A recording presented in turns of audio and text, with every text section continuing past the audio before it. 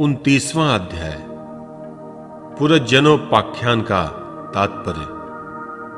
राजा प्राचीन वरही ने कहा, भगवन, मेरी समझ में आपके वचनों का अभिप्राय पूरा नहीं आ रहा है।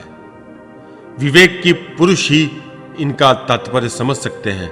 हम कर्म मोहित जीव नहीं हैं। श्री नारद ने कहा, राजन, पुरजन नगर का निर्माता जीव है, जो अपने लिए 1, 2, 3, 4 अथवा बहुत पैरों वाला या बिना पैरों का शरीर रूप पुर तैयार कर लेता है।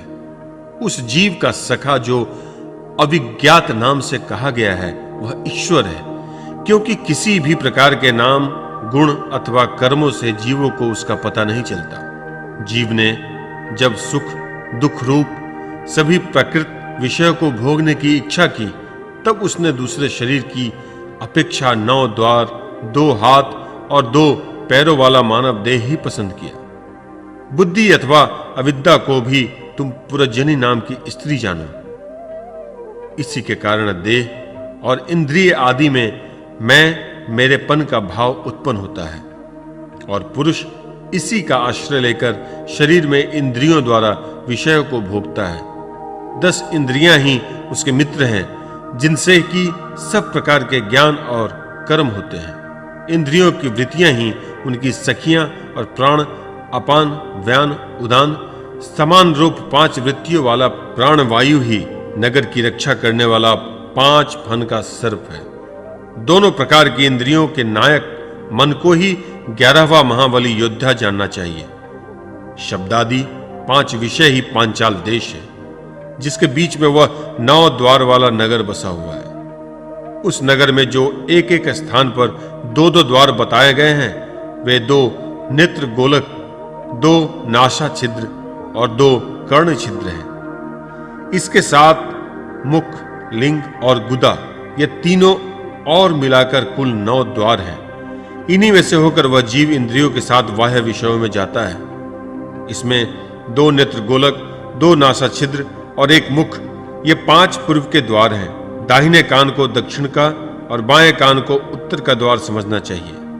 गुदा और लिंग, ये नीचे के 2 छिद्र पश्चिम के द्वार हैं। खदोत्ता और अविर्मुखी नाम के जो द्वार एक स्थान पर बतलाए थे, वे नेत्र गोलक हैं। तथा रूप विभ्राजित नाम का देश है, जिसका इन द्वारों से जीव चक्षु इंद्रिय की सहायता से अनुभव करता है। चक्षु इंद्रियों को ही पहले धूमान नाम का सखा कहा गया है। दोनों नासा छिद्र ही नलिनी और नालिनी नाम के द्वार हैं, और नासिका का विषय गंध की सौरभ देश है, तथा घ्राणेन्द्रिय अवधूत नाम का मित्र है। मुख मुख्य नाम का द्वार है, उसमें रहने वाला वागिंद्रिय विपण है, और रसनेन्द्रिय रसविद रसज्ञ नाम का मित्र है। वाणी का व्यापार आपण है, और तरह तरह अन्न बहुधन, और दाहिना कान पितृहु और बायां कान देवहु कहा गया है। कर्म कांड रूप प्रकृति मार्ग का शास्त्र और उपासना कांड रूप निवृत्ति मार्ग का शास्त्र ही क्रमशः दक्षिण और उत्तर पांचाल देश है। इन्हें श्रवणेन्द्रिय रूप श्रुधर की सहायता से सुनकर जीव क्रमशः पितृयान और देवयान मार्गों में जाता है। लिंग ही आसुरी नाम का पश्चिम द्वार है। स्त्री प्रसंग ग्रामक नाम का देश है, और लिंग में रहने वाला उपस्थेन्द्रिय दुर्मद नाम का मित्र है। गुदा निर्शिति नाम का पश्चिम द्वार है। नरक वैश्व नाम का देश है, और गुदा में स्थित पायु इंद्रिय लुब्धक नाम का मित्र है। इनके सिवा 2 पुरुष अंधे बताए गए थे, उनका रहस्य भी सुनो। वे हाथ और पांव है, इन्हीं की सहायता से जीव क्रमशः सब काम करता है और जहां तहां जाता है। हृदय अंतःपुर है, उसमें रहने वाला मन ही विशुचीन नाम का प्रधान सेवक है। जीव उस मन में सत्वादिक गुणों के कारण ही प्रसन्नता, हर्ष रूप विकार अथवा मोह को प्राप्त होता है। बुद्धि राजमहिषी पुरजनी जिस प्रकार स्वप्नावस्था में विकार को प्राप्त होती है और जागृत अवस्था में इंद्रियादि को विकृत करती है, उसके गुणों से लिप्त होकर आत्मा जीव भी उसी रूप में उसकी वृत्तियों का अनुकरण करने को बाध्य होता है। यद्यपि वस्तुतः वह उनका निर्विकार साक्षी मात्र शरीर ही रथ है। उसमें ज्ञानेंद्रिय रूप 5 घोड़े जुते हुए हैं। देखने में संवत्स रूप काल के समान ही उसका अप्रतिहत वेग है। वास्तव में वह गतिहीन है। पुण्य और पाप ये 2 प्रकार के कर्म ही उसके पहिए हैं। 3 गुण ध्वजा है, 5 प्राण डोरियां हैं, मन बागडोर है, बुद्धि सारथी है, हृदय बैठने का स्थान है, सुख दुखादि द्वंद जुए हैं, इंद्रियों के 5 विषय उसमें रखे हुए आयुध है और त्वचा आदि 7 धातुएं उसके आवरण हैं। 5 कर्मेंद्रियां उनकी 5 प्रकार की गति हैं।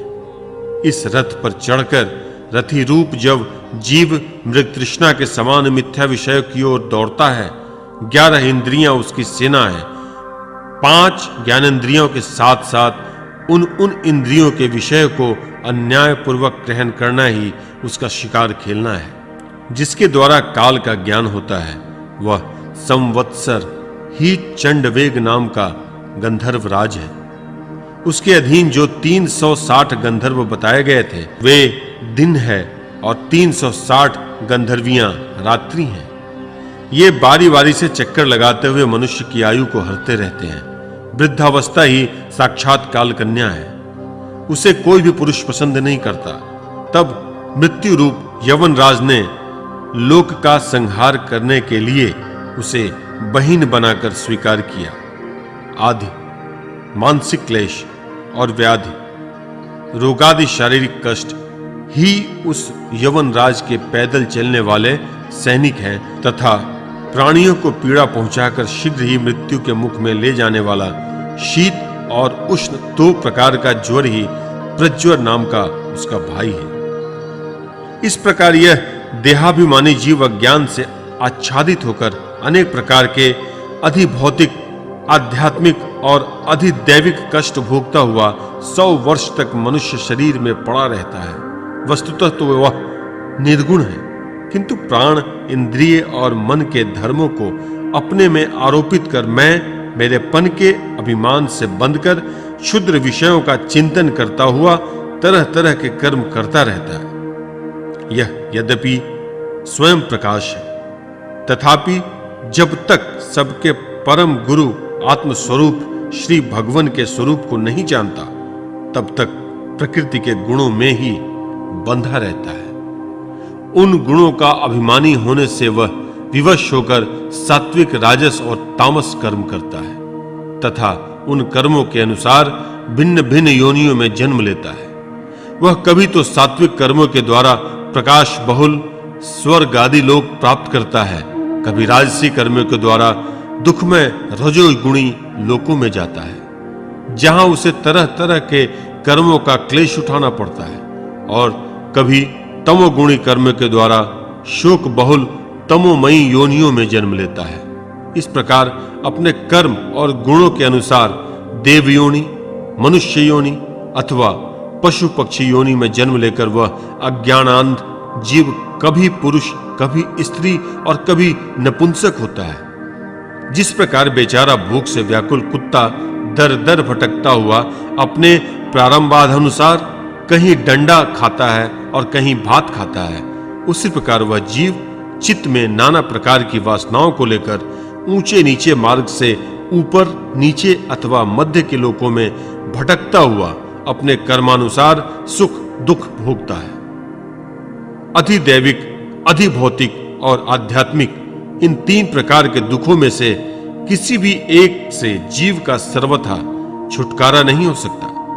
यदि कभी वैसा जान पड़ता है तो वह केवल तात्कालिक निवृत्ति ही है। वह ऐसा ही है जैसे कोई सिर पर भारी बोझा ढोकर ले जाने वाला पुरुष उसे कंधे पर रख ले। इसी तरह सभी प्रतिक्रिया दुख निवृत्ति जाननी चाहिए। यदि किसी उपाय से मनुष्य एक प्रकार के दुख से छुट्टी पा जाता है तो दूसरा दुख आकर उसके सिर पर सवार हो जाता है। शुद्ध हृदय नरेंद्र, जिस प्रकार स्वप्न में होने वाला स्वप्नांतर उस स्वप्न से सर्वथा छूटने का उपाय नहीं है, इसी प्रकार कर्म फल भोग से सर्वथा छूटने का उपाय केवल कर्म नहीं हो सकता, क्योंकि कर्म और कर्म फल भोग दोनों ही अविद्या युक्त होते हैं। जिस प्रकार स्वप्नावस्था में अपने मनोमन लिंग शरीर से विचरने वाले प्राणी को स्वप्न के पदार्थ न होने पर भी भासते हैं, उसी प्रकार ये दृश्य पदार्थ वस्तुतः न होने पर भी जब तक अज्ञान निद्रा नहीं टूटती बने ही रहते हैं और जीव को जन्म मरण रूप संसार से मुक्ति नहीं मिलती। अतः इनकी अत्यंतिक निवृत्ति का उपाय एकमात्र आत्मज्ञान ही है। राजन, जिस अविद्या के कारण परमार्थ स्वरूप आत्मा को यह जन्म मरण रूप अनर्थ परंपरा प्राप्त हुई है, उसकी निवृत्ति गुरु स्वरूप श्री हरि के सुदृढ़ भक्ति होने पर हो सकती है। भगवान वासुदेव में एकाग्रता पूर्वक संबक प्रयास से किया हुआ भक्ति भाव ज्ञान और वैराग्य का आविर्भाव कर देता है। राजर्षे, यह भक्ति भाव भगवान की कथाओं के आश्रित रहता है, इसलिए जो श्रद्धा पूर्वक उन्हें प्रतिदिन सुनता या पढ़ता है उसे बहुत शीघ्र इसकी प्राप्ति हो जाती है। राजन, जहां भगवत गुणों को कहने और सुनने में तत्पर विशुद्ध चित्त भक्तजन रहते हैं, उस साधु समाज में सब और महापुरुषों के मुख से निकले हुए श्री मधुसूदन भगवान के चरित्र रूप शुद्ध अमृत की अनेकों नदियां बहती रहती है। जो लोग अतृप्त चित्त से श्रवण में तत्पर अपने कर्ण कुहरों द्वारा उस अमृत का छककर पान करते हैं, उसे भूख प्यास भय शोक और मोह आदि कुछ भी बाधा नहीं पहुंचा सकते। हाय, स्वभावतः प्राप्त होने वाले इन क्षुधा पिपासादि विघ्नों से सदा घिरा हुआ जीव समुदाय श्री हरि के कथामृत सिंधु से प्रेम नहीं करता, साक्षात प्रजापति के पति ब्रह्मा जी, भगवान शंकर, स्वयंभू मनु, दक्षादि प्रजापतिगण, सनकादि नैष्ठिक, ब्रह्मचारी, मरीच, अत्रि, अंगिरा, पुलस्त्य, पुलह, क्रतु, भृगु, वशिष्ठ और मैं, ये जितने ब्राह्मणवादी मुनिगण हैं, समस्त बांडमय के अधिपति होने पर भी तप उपासना और समाधि के द्वारा ढूंढ ढूंढ कर हार गए, फिर भी उस सर्व साक्षी परमेश्वर को आज तक न देखा। वेद भी अत्यंत विस्तृत है, उसका पार पाना हंसी खेल नहीं है। अनेकों महानुभाव उसकी आलोचना करके मंत्रों में बताए हुए वज्रहस्त्वादि गुणों से युक्त इंद्रादि देवताओं के रूप में भिन्न भिन्न कर्मों के द्वारा यद्यपि उस परमात्मा का ही यज्ञ करते हैं, तथापि उसके स्वरूप को वे भी नहीं जानते। हृदय में बार बार चिंतन किए जाने पर भगवान जिस समय जिस जीव पर कृपा करते हैं, उसी समय वह लौकिक व्यवहार एवं वैदिक कर्म मार्ग की बद्ध मूल आस्था से छुट्टी पा जाता है। वर्हिष्मन, तुम इन कर्मों में परमार्थ बुद्धि मत करो, ये सुनने में ही प्रिय जान पड़ते हैं, परमार्थ का तो स्पर्श भी नहीं करते। ये जो परमार्थवत दिख पड़ते हैं, इसमें केवल अज्ञान ही कारण है। जो मलिनमति कर्मवादी लोग वेद को कर्म परक बताते हैं, वे वास्तव में उसका मर्म नहीं जानते। इसका कारण यही है कि वे अपने स्वरूप भूत लोक आत्म तत्व को नहीं जानते, जहां साक्षात श्री जनार्दन भगवान विराजमान है। पूर्व की ओर अग्रभाग वाले कुशाओं से संपूर्ण भूमंडल को आच्छादित करके अनेकों पशुओं का वध करने से तुम बड़े कर्माभिमानी और उद्दत हो गए हो, किंतु वास्तव में तुम्हें कर्म या उपासना किसी के भी रहस्य का पता नहीं है। वास्तव में कर्म तो वही है जिससे श्री हरि को प्रसन्नचित किया जा सके, और विद्या भी वही है जिससे भगवान के चित्त लगे।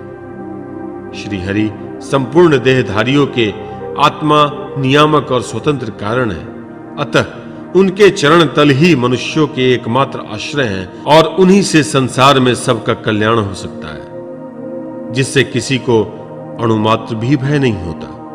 वही उसका प्रियतम आत्मा है, ऐसा जो पुरुष जानता है वही ज्ञानी है, और जो ज्ञानी है वही गुरु एवं साक्षात श्री हरि है। श्री नारद जी कहते हैं, पुरुष श्रेष्ठ, यहां तक जो कुछ कहा गया है उससे तुम्हारे प्रश्न का उत्तर हो गया। अब मैं एक भली भांति निश्चित किया हुआ गुप्त साधन बताता हूं, ध्यान देकर सुनो। पुष्प वाटिका में अपनी हरिणी के साथ विहार करता हुआ एक हरिण मस्त घूम रहा है। वह दूब आदि छोटे छोटे अंकुरों को चर रहा है। उसके कान भौरों के मधुर गुंजार में लग रहे हैं।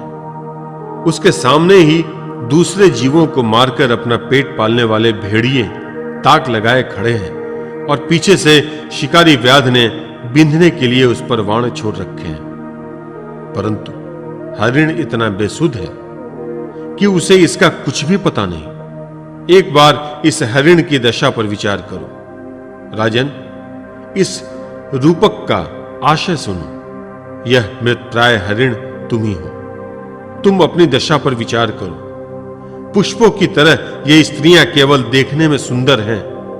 इन स्त्रियों के रहने का घर ही पुष्प वाटिका है। इसमें रहकर तुम पुष्पों के मधु और गंध के समान क्षुद्र सकाम कर्मों के फलरूप जीव और जननेंद्रियों को प्रिय लगने वाले भोजन तथा स्त्री संग आदि तुच्छ भोगों को ढूंढ रहे हो। स्त्रियों से घिरे रहते हो और अपने मन को तुमने उन्हीं में फंसा रखा है। स्त्री पुत्रों का मधुर भाषण ही भैरों का मधुर गुंजार है। तुम्हारे कान उसी में अत्यंत आसक्त हो रहे हैं। सामने ही भेड़ियों के झुंड के समान काल के अंश दिन और रात तुम्हारी आयु को हर रहे हैं, परंतु तुम उनके कुछ भी परवाह न कर गृहस्थी के सुख में मस्त हो रहे हो। तुम्हारे पीछे गुपचुप लगा हुआ शिकारी काल अपने छिपे हुए वाण से तुम्हारे हृदय को दूर से ही बींध डालना चाहता है।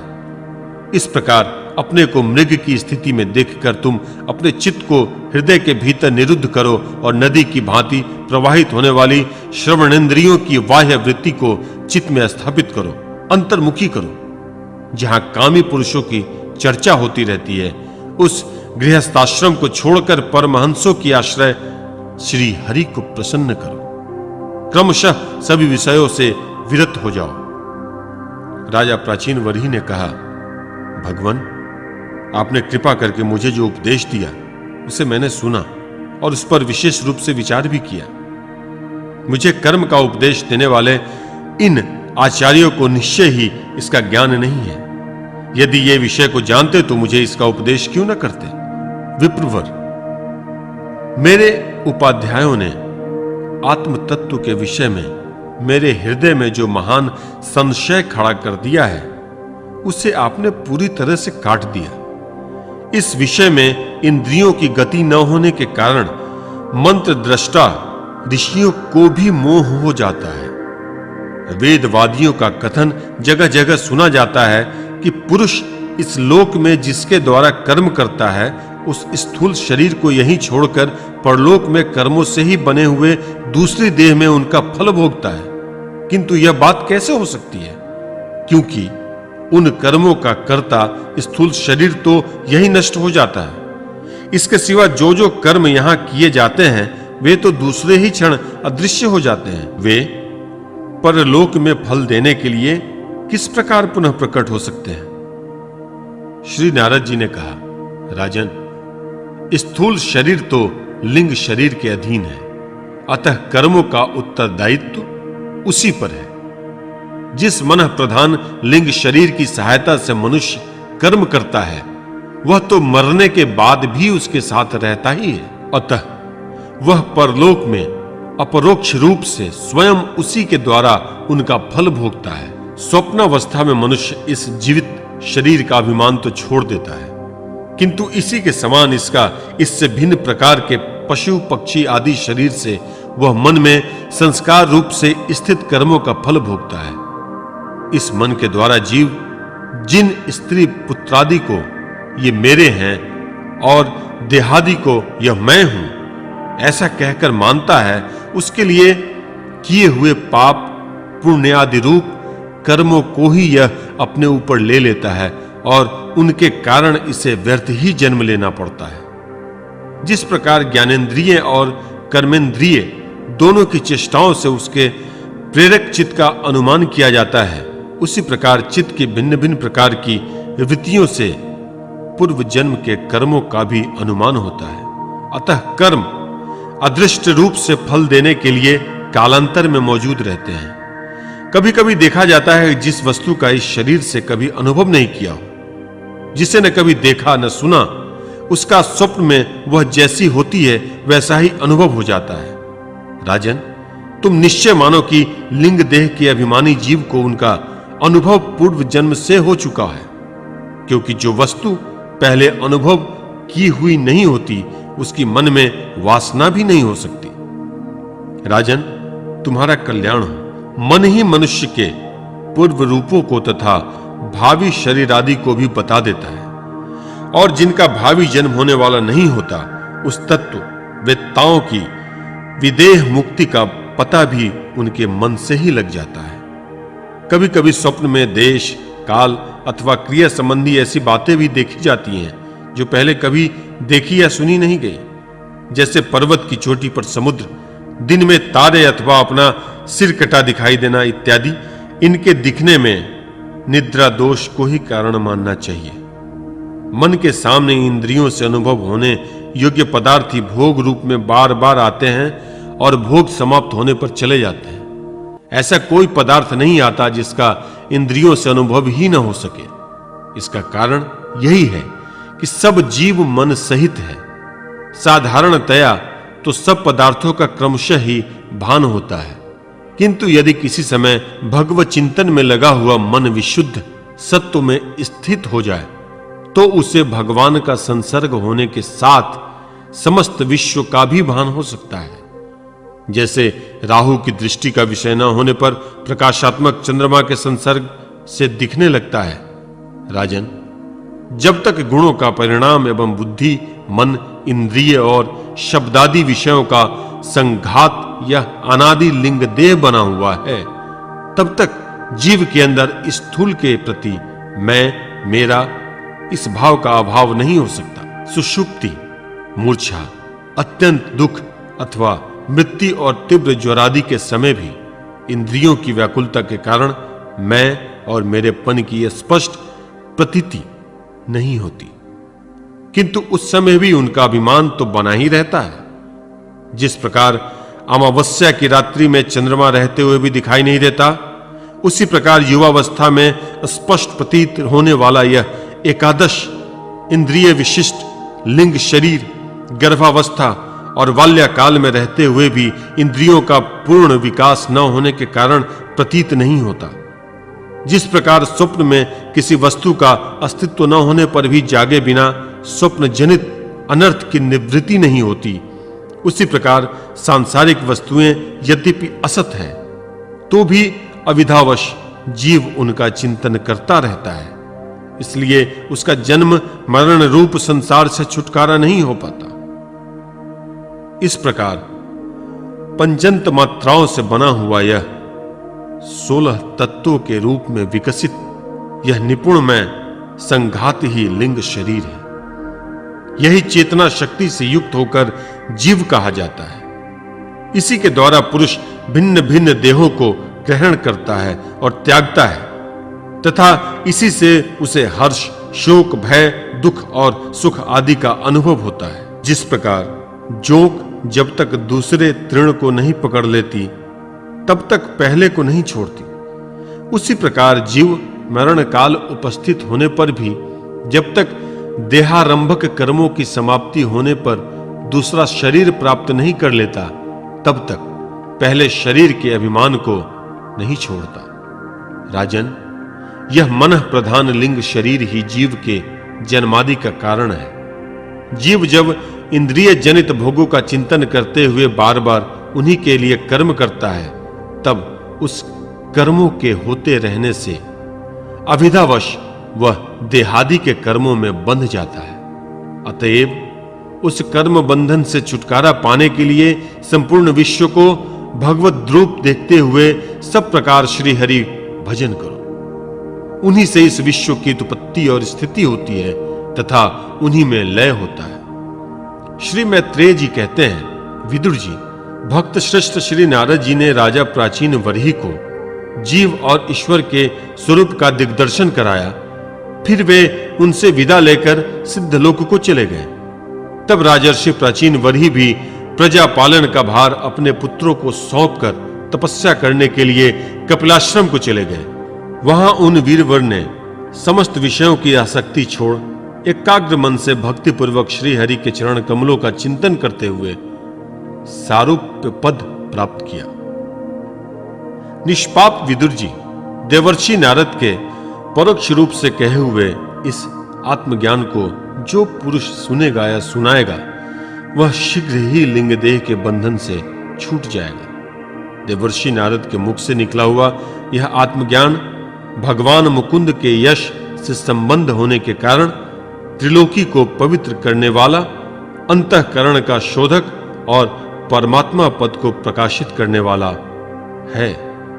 जो पुरुष इसकी कथा सुनेगा वह समस्त बंधनों से मुक्त हो जाएगा और फिर उसे इस संसार चक्र में कहीं भटकना नहीं पड़ेगा।